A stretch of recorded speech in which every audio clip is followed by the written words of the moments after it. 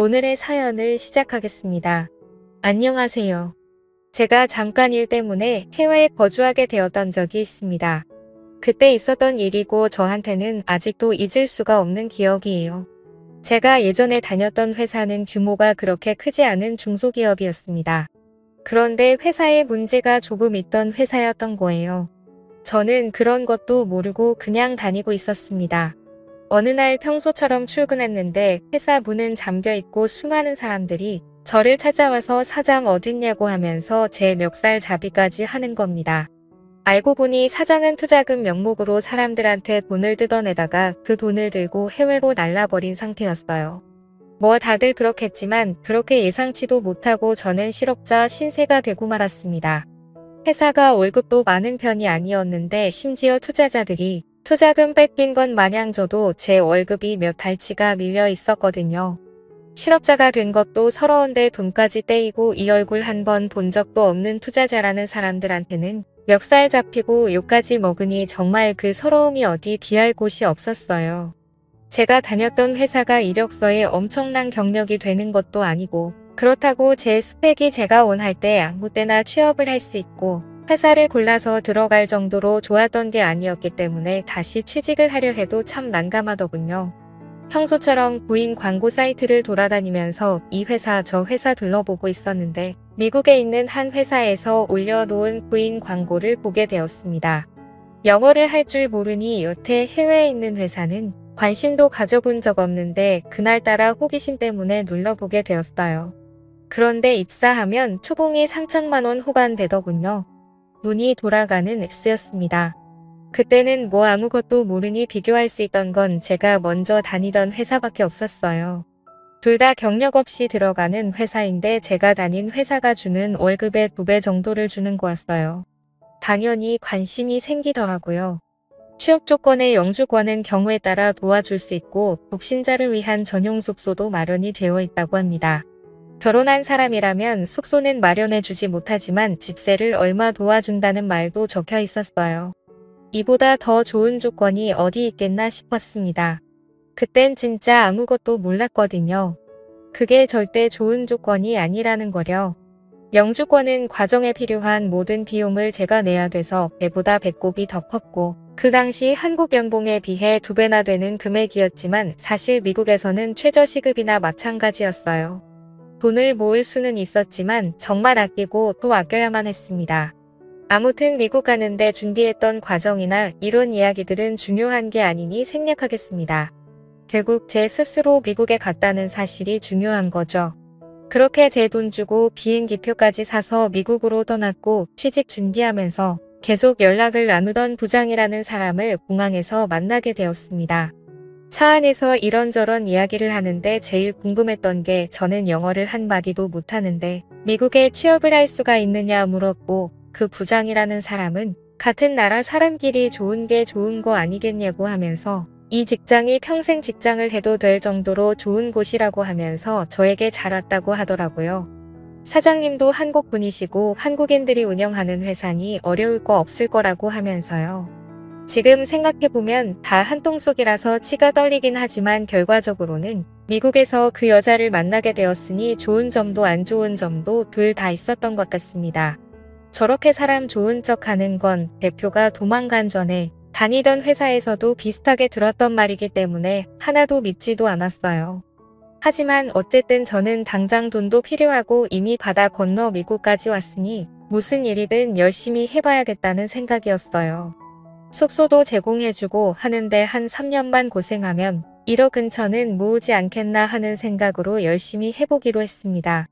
물론 당했던 게 있어서 그 말을 100% 믿고 있던 건 아니지만 저금이 어느 정도 있으면 좋겠다라는 생각을 한 적이 있었어요.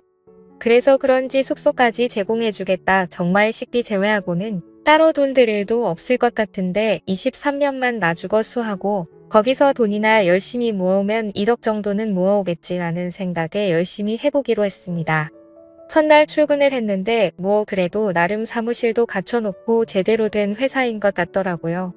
직원들 전부가 다 미국에 거주하는 교민들처럼 보였고 부장이라는 사람이 말한 대로 저 말고도 다른 몇몇은 영어를 전혀 할 줄 모르는 사람들이 있었습니다. 그런데 그중 한 명이 격리 일을 하고 있는 여자였어요. 저보다 살짝 나이가 많아 보이긴 했는데 그렇다고 엄청 많은 게 아니고 제 또래 정도 돼 보였습니다.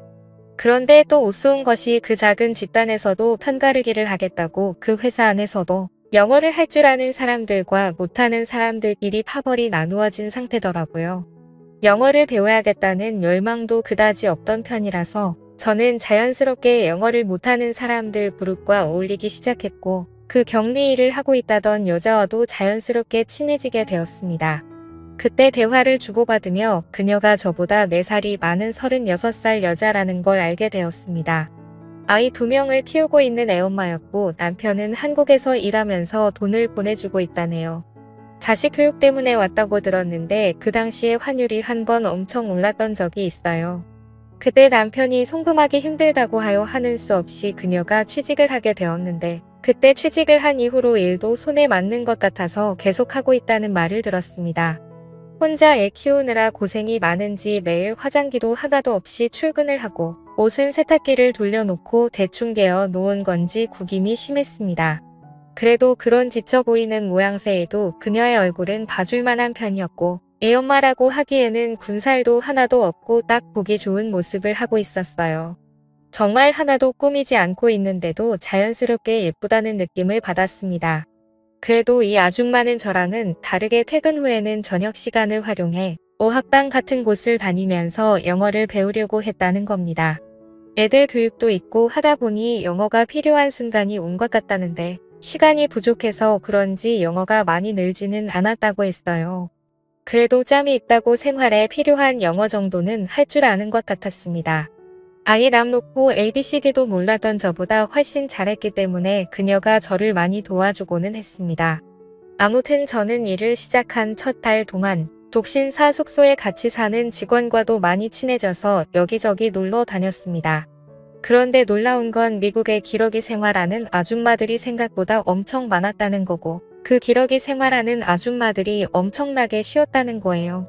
그 시간에 회사 나와서 일을 하고 있는 그녀가 특이한 케이스이고 보통은 남편이 벌어다주는 돈으로 아침에 애들 학교 보내놓고 그때까지 할 게 없어서 일상이 따분해하면 안 될 짓들을 하는 사람들이 대다수였지요. 그러다 보니 솔직히 기러기 엄마들 상대하는 게 엄청 쉬웠습니다. 애 엄마들이라고 해서 다들 아줌마들이 아니고 저보다 어린 여자들도 많이 있었어요. 남편이 한국에서 벌어다주는 돈으로 저 같은 놈들한테 쓰고 있다는 게 참 애석했고 지금 생각해보면 제가 정말 남의 가정에다가 몹쓸 짓을 했다는 걸 인정하지만 그때는 남의 집 사정까지 봐줄 제가 아니었습니다. 정말 손가락으로 셀 수도 없을 만큼 많은 사람을 만났어요. 아무튼 기러기 엄마라고 다 그런 사람들만 보다가 그녀를 보니 참 그녀가 깨어있는 사람처럼 보였습니다. 한국에서도 원래 비슷한 일을 했어서 어려울 게 없다면서 낮에는 일하고 밤에는 공부하고 참 멋진 사람이었지요.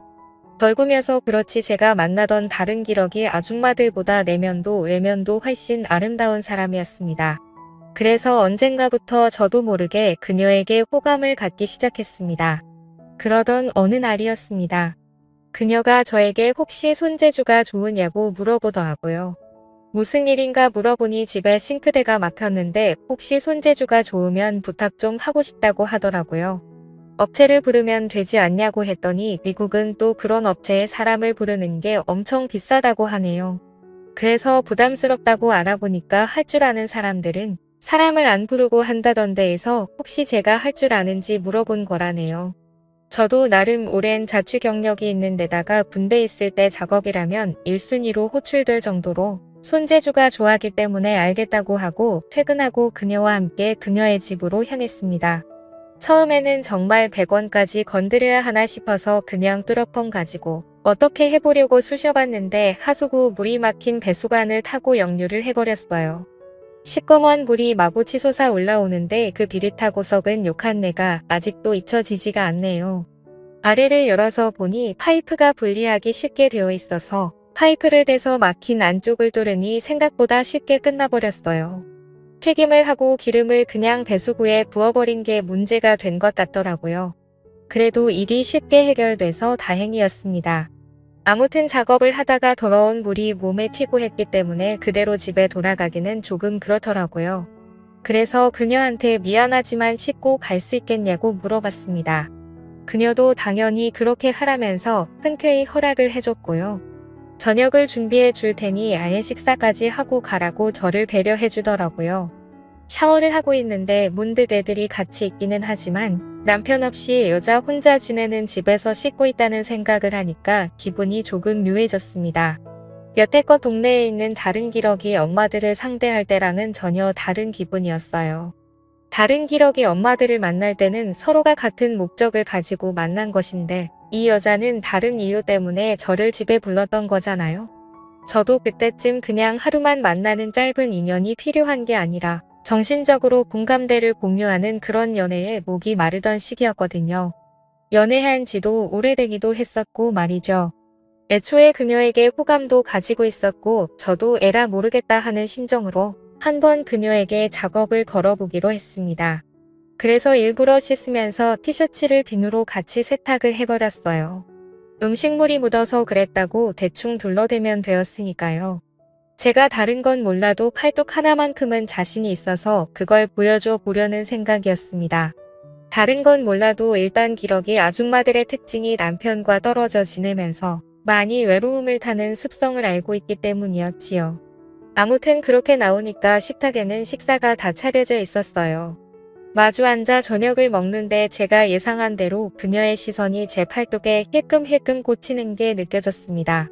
사실 그녀도 아닌 척은 하고 있지만 오래 혼자 지냈고 그 기간이 힘들었다는 사실을 알 수 있었어요. 업자를 부르면 비용이 비싼 건 인정하지만 굳이 다른 사람이 아니라 저를 부른 이유도 대충 이유를 알겠더군요. 아무튼 아줌마 혼자 애 키우면서 살아가다 보니 지치기도 했고 응당 남편이 해줘야 할 집안일을 대신 도와주는 제가 생겼으니 그런 것도 좋았나 봅니다. 틈만 나면 저한테 사소한 것 도와달라고 해놓고는 저녁 먹고 가라는 게 일이었습니다. 처음에야 100원 뚫어주는 게 큰일이긴 하지만 이후에는 전구 좀 갈아달라부터 TV가 안 나온다고 해서 가보니 코드가 안 꽂혀 있을 때도 있었고 리모컨에 건전지도 안 끼고 뭐가 안 된다고 하는 일도 있었어요.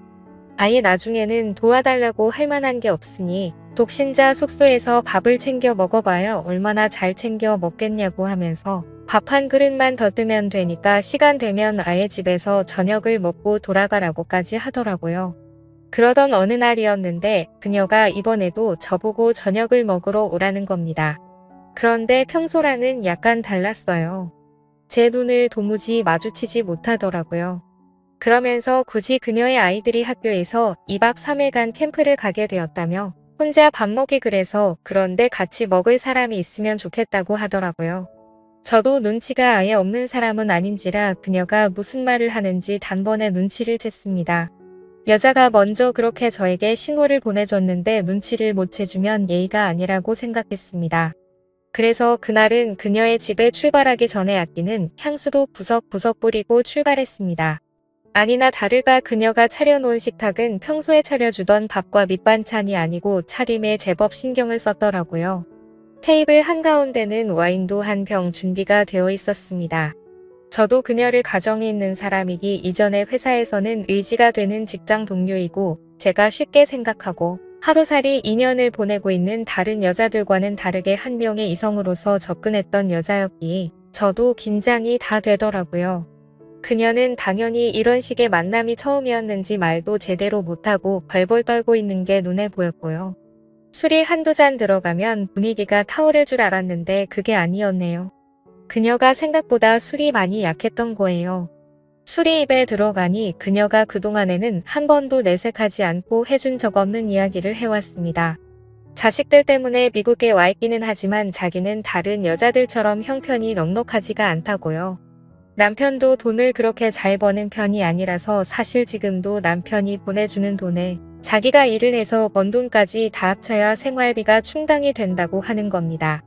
퇴근할 때까지 옆집 노부부가 애를 봐주고 있는데 그 돈을 주는 것만 해도 허리가 회의 지경이라고 하면서 신세한탄을 하기 시작했어요. 너무 힘들어서 다 포기하고 한국으로 돌아가고 싶은데 아이들이 영어 한마디 하는 거 들을 때마다 그걸 보고 참고 살고 있다고. 그런데 요즘 들어서 너무 힘들다고 하면서 울먹이기 시작하더라고요. 눈물을 펑펑 흘리며 울고 있는 그녀를 보니 마음이 안쓰러워서 그녀의 옆으로 가서 그녀를 달래줬습니다. 그녀도 오늘 저와의 시간을 기대한 건지 가까이 가서 보니 퇴근한 이후인데도 회사에선 하지도 않았던 옅은 화장을 하고 향수도 은은한 거를 뿌려 놓았더라고요. 그렇게 저희는 사랑을 확인하게 되었고 그날을 전후로 해서 우리 둘의 사이는 급속도로 가까워지게 되었습니다. 그녀도 저를 더 의지하게 되었고 얼마 안 있어서 저는 독신자 숙소를 나와서 그녀의 집에서 함께 지내게 되었습니다. 그녀의 남편에게는 미국에서 생활비가 모자라서 직장 동료인 저에게 월세를 일부 받으며 같이 지내게 되었다는 이야기를 해줬습니다. 그녀의 남편이 그래도 남자가 같이 사는 건 조금 그렇지 않냐고 부담스러워했지만 그녀가 돈이 모자라서 그러는데 어떻게 하냐고 지금 나 의심하는 거냐고 하면서 강하게 나가니 남편도 더 캐묻지는 못하더라고요. 나중에 가서는 아이들도 아버지의 자리가 필요했는지 저를 삼촌이라고 부르면서 잘 따라줬습니다. 그렇게 그녀하고는 제가 목표한 3년을 채울 때까지 거의 부부나 다름없이 함께 살았어요. 사실 그녀와의 추억은 정말 잊을 수 없는 아름다운 추억입니다. 그때는 그녀가 남편이 있는 걸 알면서도 연애를 시작했고 저는 그동안 그 사실을 망각할 만큼 진심으로 그녀를 사랑했었거든요. 부부처럼 다투기도 많이 다퉜지만 서로 많이 아껴줬습니다. 제가 한국에 돌아갈 때가 되면서 그녀는 결국 제가 아닌 한국에 있는 남편을 택했지만요.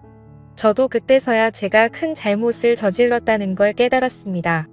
한국에서 열심히 돈을 벌고 있는 그 남편에게 말이죠.